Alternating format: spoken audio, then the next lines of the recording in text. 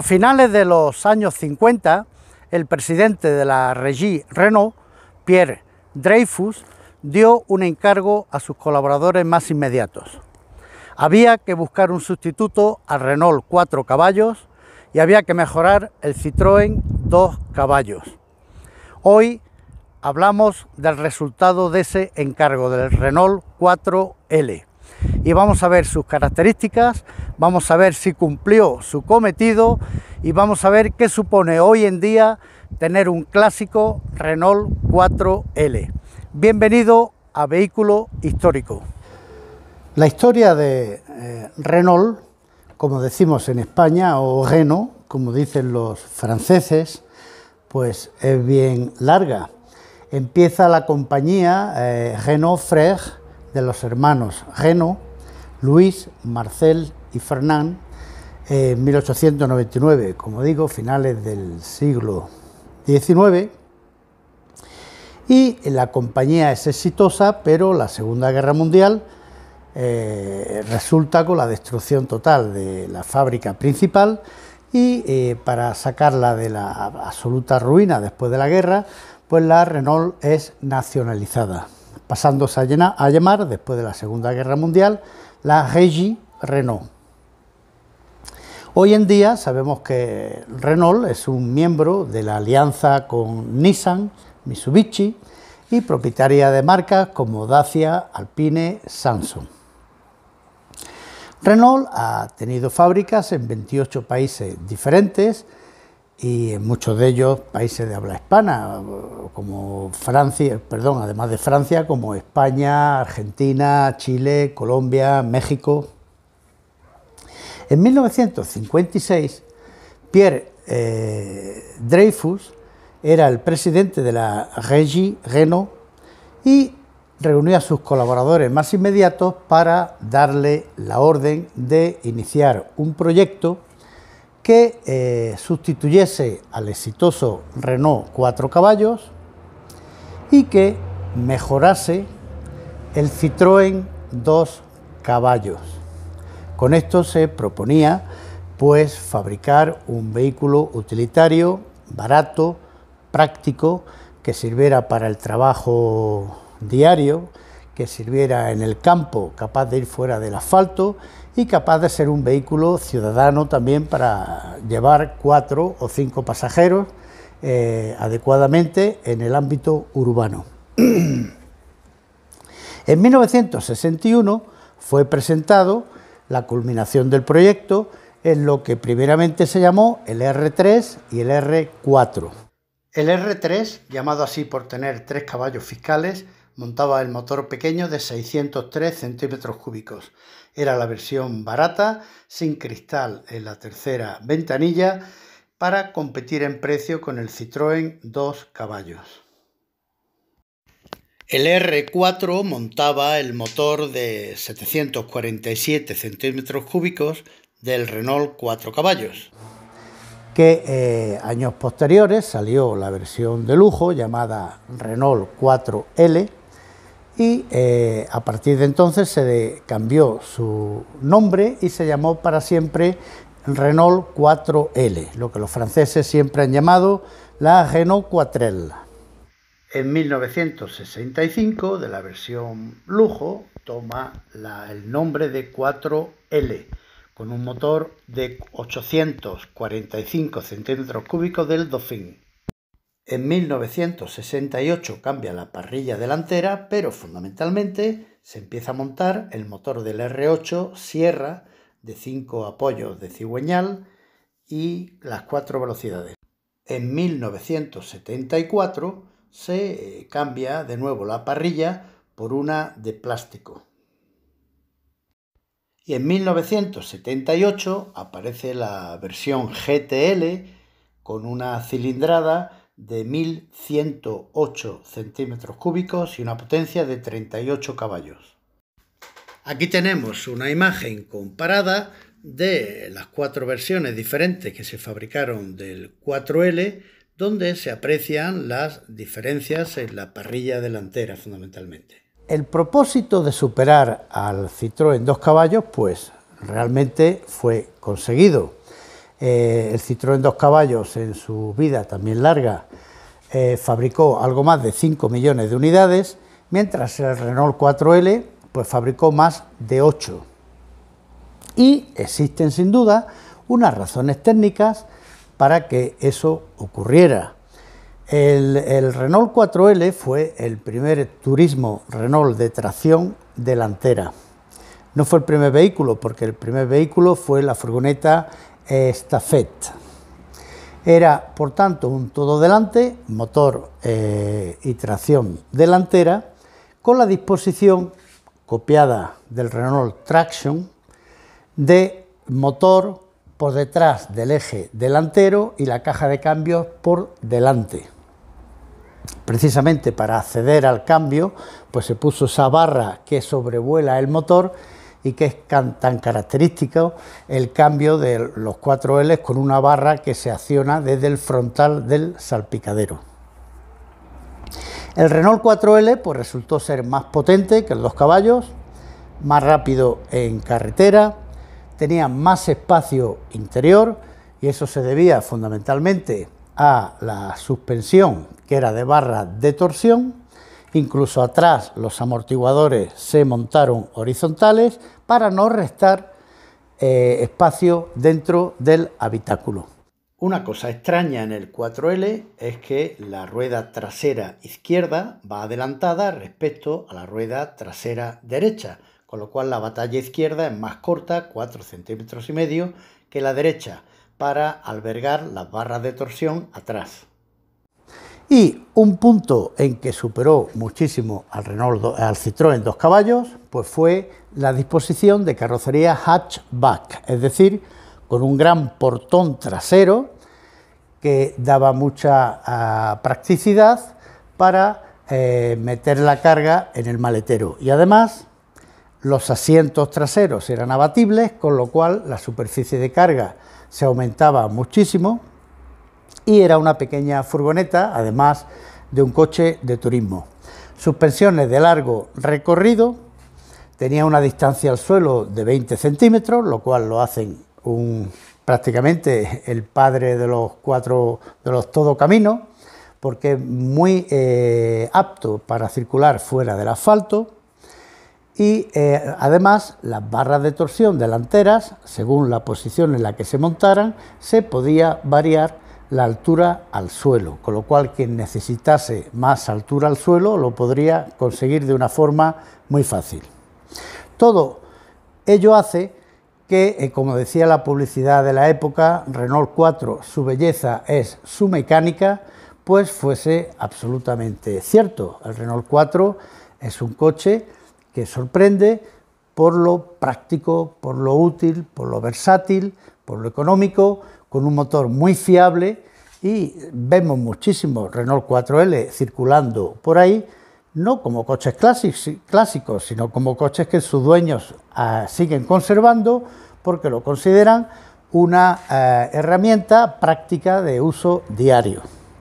El 4L ha tenido sus versiones comerciales de bastante éxito, que permitían mucha facilidad de carga con un portón en el techo atrás, usado por grandes empresas. También tenía una versión de tracción a las 4 ruedas, que usó la Gendarmerie francesa, y versiones de recreo sin techo.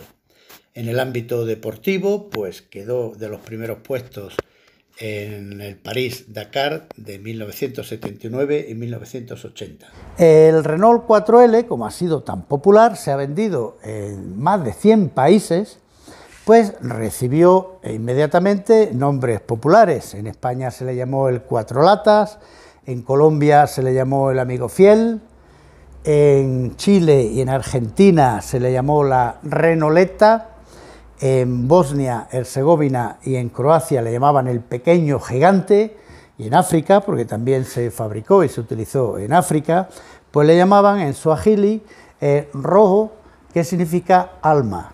Qué cosa más bonita que llamarle a un coche el alma. Pues bien, los africanos así apreciaron el Renault 4L. En España lo fabricó la empresa FASA, que después fue accionista mayoritaria y finalmente acabó con todas las acciones la Renault, el grupo Renault Internacional. Se fabricó desde el año 64 hasta el año 89, ni más ni menos que 25 años. Pero cuando cesó la producción en España, pues se seguían fabricando unidades que eran fabricadas en Eslovenia y en el mercado español estuvo disponible hasta el año 1992. Vamos a ver el Renault 4L. Hoy nos encontramos con José Manuel Martínez, un feliz propietario de dos vehículos Renault 4L con diferentes historias. Buenas tardes, José Manuel. Buenas tardes. ¿Qué nos puedes contar de tus coches? Pues como veis son dos coches muy llamativos en los años que tienen, están conservados tal como los vemos. Este coche, por ejemplo, es de 1980, este es de 1990. Palpa mucha diferencia, pero si lo vemos a simple vista parecen casi iguales, pero tienen muchísima diferencia, sobre todo dentro del motor. Y la historia más llamativa quizá la tenga el chiquitín verde. Este es de un único propietario granadino. Desde 1980 está el coche sin tocar nada, está original tal como ha salido del concesionario, tapicería, pintura, todo. Y nada, la historia de este coche es que lo encontré en un sitio donde había fallecido el señor y tenían el coche allí abandonado y está tal cual. Se le ha hecho un poquito de mecánica, se le ha pulido un poquito la pintura, pero lo pulido a mano, no nos hemos metido mucho más y arranca perfectamente y estupendo. Y aquí este pequeñajo sí se le ha hecho un poquito más de mecánica, pero poco más, y este coche lo peculiar es que se utiliza todos los días. Este es un coche que a diario se utiliza. Y fijaros cómo están los dos estupendos, dan el servicio que dan. Y los mejores 4x4 que he conocido. Los puedo meter por cualquier sitio. Muy bien, pues damos un paseo. Perfecto, vámonos a dar un paseo. Bueno, pues vamos aquí dentro del 4L. No es que sobre espacio, pero tampoco va uno muy apretado. El espacio es suficiente. La suspensión es cómoda, tiene bastante recorrido y bastante suavidad. Este es el modelo del año 90, ¿no, José Manuel? Exacto, este es de 1990. Que este es el que monta el motor de 1100, ¿no? Sí, 35 caballos. Que ya FASA no fabricaba, pero comercializaba y eran fabricados en Eslovenia. Correcto. Si tuvieras que destacar algo de lo que más te gusta de este coche, ¿qué sería, José Manuel? La versatilidad que tiene. Es un coche pequeño, que no pesa, te puedes meter por campo, te puedes meter por ciudad, por sitios muy estrechos, por sitios pequeños que con coches pequeños de hoy día no puedes entrar. Y la versatilidad que me da este coche tiene muchísimo juego. Me gusta muchísimo el juego que da este coche. Ajá, o sea que como coche para uso diario, ¿lo recomiendas? Sí. Gasta muy poco, gasta relativamente poquísimo y la verdad que para lo que yo necesito hacer todos los días no tengo problema. De ir a mi casa, a la nave, es un trayecto muy corto y no tengo problema. La verdad que me da mucha diversión y me gusta mucho. ¿Se encuentran todo tipo de piezas? Sí, todavía hay muchas piezas de este coche, es muy fácil encontrarlas, hay muchísimas piezas que se siguen fabricando nuevas, que no son originales de la marca, pero se siguen fabricando, vasos de expansión, manguitos, todo ese tipo de cositas, correas, que te dan mucha facilidad para cualquier avería que tenga el coche, puedes repararlo todavía. ¿Y el mantenimiento es simple? Mantenimiento básico, sencillo, sin ninguna complicación ninguna. No llevan grasadores, por supuesto, ¿no? Esto es muy fácil, muy fácil. Cambio de aceite, cambio de filtro, pastillas. Batería cuando se le va, que es lo que más se le suele ir a estos coches, el tema de la batería y lo típico que nos podemos encontrar en un coche con un mantenimiento básico. ¿Este coche montaba discos, frenos de discos? Sí. ¿A las 4 ruedas o solo delante? Solo delanteras, las traseras son con tambor. Ajá. El otro, el pequeñajo verde, sí son todas de tambor, en todas las ruedas. Muy bien. ¿Y crees que la frenada es buena? ¿Frena suficientemente? A ver, comparado con un coche de hoy día, la frenada deja mucho que desear, quizás si nos vamos a la exactitud que tiene un coche moderno. pero para lo que es el día a día y las velocidades que alcanza este coche, la velocidad que va a coger con ella, es buena, es aceptable. ¿Qué velocidad cómoda se puede viajar con este coche hoy en día? 80-90 kilómetros por hora. Ajá, pero alcanza una máxima de mucho más, ¿no? Sí, alcanza los 100-110, pero ya notas que el coche tiembla demasiado. Ya te notas inseguro. O sea que el coche va cómodo a 90-100. Sí, a 90-100 vas cómodo, incluso a 80 también. El problema hoy día de estos coches es que si te metes por una autovía molesta. Molesta porque es un coche lento, es un coche llamativo, entonces la gente, entre el que se detiene para verte, va más lento, el que intenta adelantarte y lo pone nervioso porque el coche no avanza. Pues para sacarlo a carretera un poco, pero a mí me da lo mismo. Ajá. Yo sí, es un sigo coche utilizándolo y punto. para disfrutarlo en carretera secundaria. Exacto, este tipo de vía, este coche es fantástico. Además por camino va fenomenalmente. Va por camino, va por pistas asfaltadas, por zonas de cortafuegos, es una maravilla, es una maravilla. El volante, la flexibilidad que tiene de manejo y es muy maniobrable para el tiempo que tiene este coche, de su época, de los más maniobrables que tengo. ¿Piensas que todo el mundo se adapta bien a la palanca de cambio tan original que lleva este coche? No, eso creo yo que no. La gente le cuesta, es una palanca que como no sepas meterla en marcha, yo mismo muchas veces me equivoco y uy, pero si le pillas el tranquillo es muy fácil, pero no todo el mundo le puede pillar el tranquillo fácil. Ajá. Muy bien, ¿algo que no te guste de este coche? A ver, tiene cosillas, pero son cosillas que si estamos acostumbrados a un coche moderno y este coche no lo tiene, pues evidentemente es lo que... La fuerza, por ejemplo, el tema de la fuerza es algo que si, por ejemplo, como vemos ahora en una cuesta, pues tienes que hacer más historias que un coche normal. Ajá. Pero al final, mira. Por ejemplo, eso es una cosa que no me gusta, ¿no? Que pierde fuerza. Pero otra cosa que sí me gusta es que podemos dejar una carretera y meternos por un carril tranquilamente, sí, sin ningún problema. Este era el padre de los todocaminos. Totalmente. Esto por aquí, dependiendo de qué coche, puedes o no puedes meterte. Claro. Fíjate, el coche es sencillo. Y mira, parece que se desmonta, pero el coche ni se entera. Y esto es muy divertido. Bueno, realmente no todos los coches subirían por aquí, No, ¿eh? no. Es un coche muy divertido. Tiene mucho juego y ya te digo, maniobrable en toda su extensión. Alto, más alto de lo que parece. Parece un coche bajito, pero luego es bastante alto y puedes meterte. Y ligero.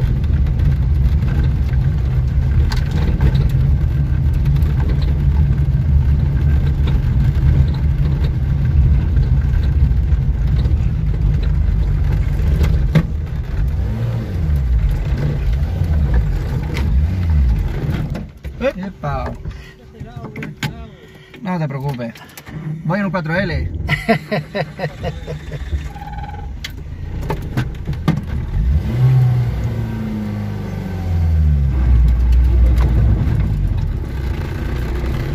Este tipo de inconvenientes con otro coche no lo puedes hacer. Indudablemente, pero no todos los coches sí. suben por aquí.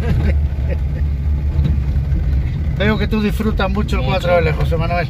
Y sé la capacidad que tiene el coche, ya lo conozco, él me conoce a mí y sabemos hasta dónde podemos llegar y cómo llegar.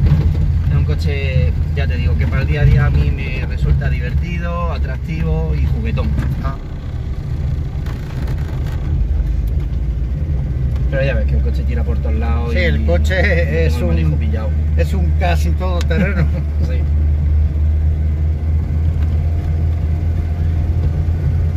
Es lo bueno, como es ligero, con eso ya tienes todo ganado. Una cosa de las que también he hecho en falta, el calor que pasa uno en este tipo de coches. El aire acondicionado. Es horrible decir, voy a hacer una salida por algún lado en verano. Dices, que hace un calor que no es normal. ¿En invierno sí funciona bien la calefacción? Sí, en invierno va a gusto. En invierno, a no ser que sea un día de mucha lluvia, mucho frío, que diga, pero con la calefacción que trae el coche vas muy bien. pero es el verano lo que veo el sellismo. Las concentraciones, cuando vas a los encuentros con los amigos, dar un paseo corto, vale, pero cuando son paseos más largos lo pasan mal. Pero no deja de disfrutarlo. Sin duda.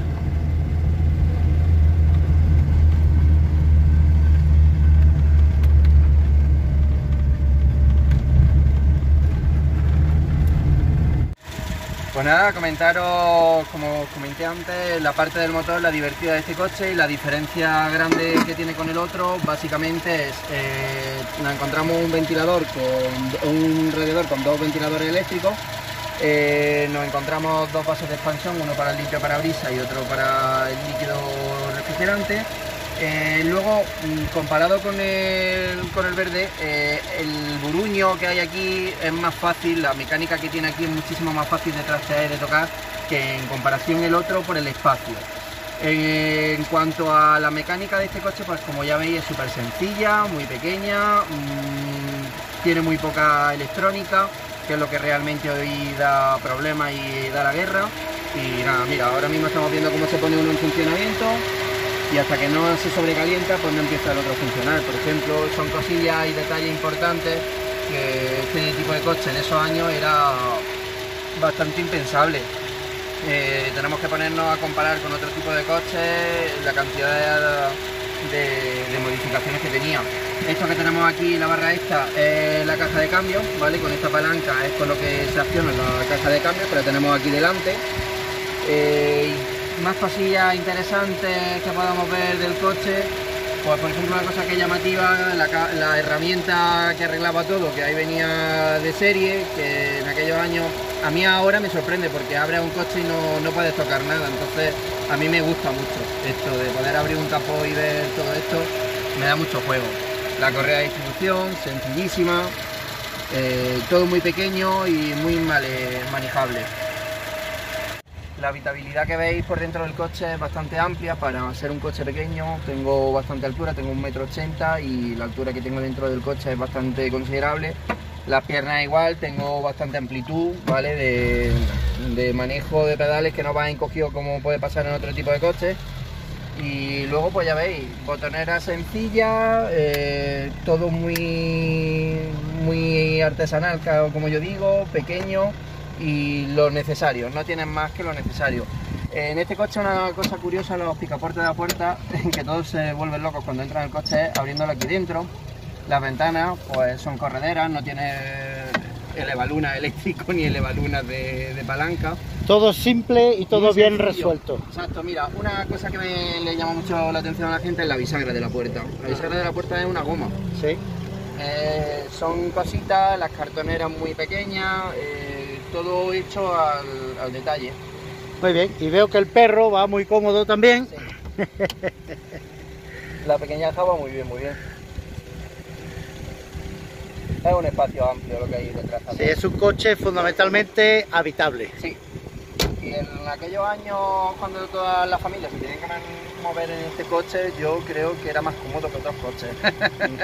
Sí, sin duda, comparado con un Seat 600, o con un Renault Dauphine en la época. Muy pequeño por lo que era esto. Y tenemos que hablar con un coche que tiene una mecánica y un ingenio tremendos. Por ejemplo, fue el primer coche que inventó la tercera puerta. Sí. Una cosa que eso en aquella época no existía, que tuviera un portón trasero el coche. Y los asientos son abatibles. Los asientos son abatibles, se abaten completamente, se queda el coche, pues como los coches modernos ahora, abatibles. Y la verdad que es muy práctico. El tapón de la gasolina que lo tenía fuera, por supuesto, con su llave. Cosa que ahora hay coches que tú llegas, por ejemplo, un Renault Clio, le abres la tapa y tiene el tapón sin llave y sin nada, y sin seguro. O un Hyundai i20, que también lo he tenido y lo he visto. Por lo demás, pues ya veis, un coche pequeñito. Un detalle que me llama mucho la atención, el coche que tengo yo ahora mismo es un Peugeot 208. Cuando yo le doy al limpiaparabrisas y tengo la ventana abierta, me salpica todo el agua dentro del coche. En este coche, por mucho que llueve, por mucho que caiga agua, ya tenían ese pensamiento de hacerle esta canaleta, que es lo que mucha gente ve y no entiende, y es para evacuar el agua. Y eso ahora en un coche moderno, en un coche que tengo recién comprado, no dices, pero bueno, ¿cómo le puedo dar limpio parabrisas y me entra todo el agua en el habitáculo? Pues básicamente era por esta canaleta que muchos coches han eliminado ahora y no han tenido en cuenta los días. Son pequeños detalles que dices, merecían la pena el que se estrujaran los sesos en ese tipo de cosas. Entonces, ¿recomiendas este coche para quien se quiera comprar un coche clásico? Sí. Sin muchas complicaciones. Está muy bien de precio este coche, como hemos comentado antes, tiene muchísimas piezas todavía en el mercado, es muy fácil encontrar coches para restaurar de este coche, aunque últimamente se están extinguiendo. Yo antes iba a cualquier pueblo y en cualquier pueblo te encontraba estos coches, ya es complicado verlos. Los ves en sitios para comprar y para restaurar, pero ya no los ves tanto por la calle. Es un coche que si te gustan los clásicos y los disfrutas, ya has visto el ratito que te puedes pegar de diversión con un coche que al final de cuentas lo que se le pueda romper lo va a arreglar por poco dinero. Yo sí lo recomiendo.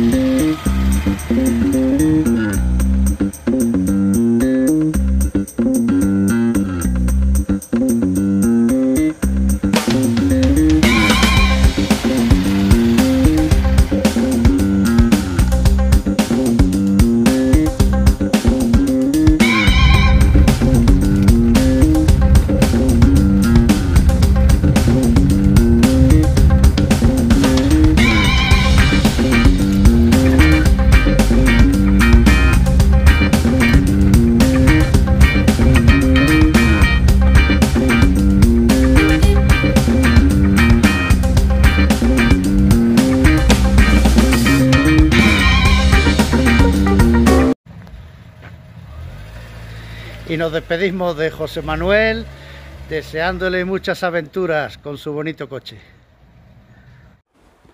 Pues así es el Renault 4L. Habéis visto el cariño que le tiene su propietario.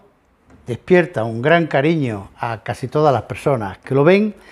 Es un coche simpático, querido y parte de nuestra historia y parte de la historia en más de los 100 países en donde se ha vendido. Un coche que cumplió y que sigue cumpliendo con los requisitos que marcó el presidente de la Régie Renault, Pierre Dreyfus.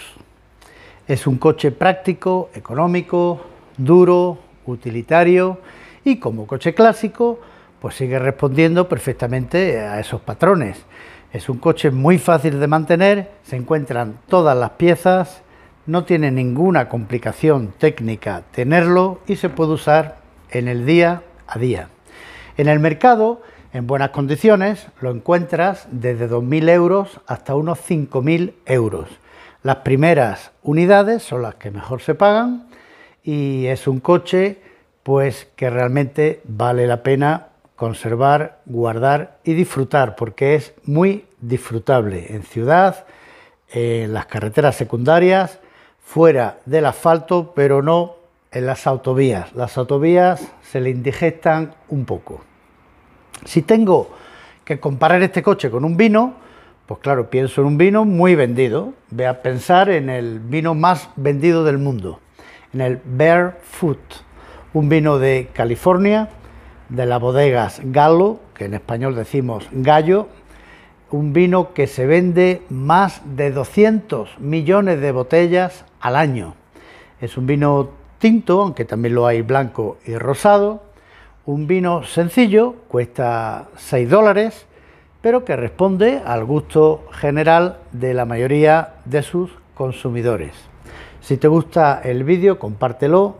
Si te gusta el canal Vehículo Histórico, suscríbete y sigue conectado, que seguirán apareciendo vehículos clásicos muy interesantes.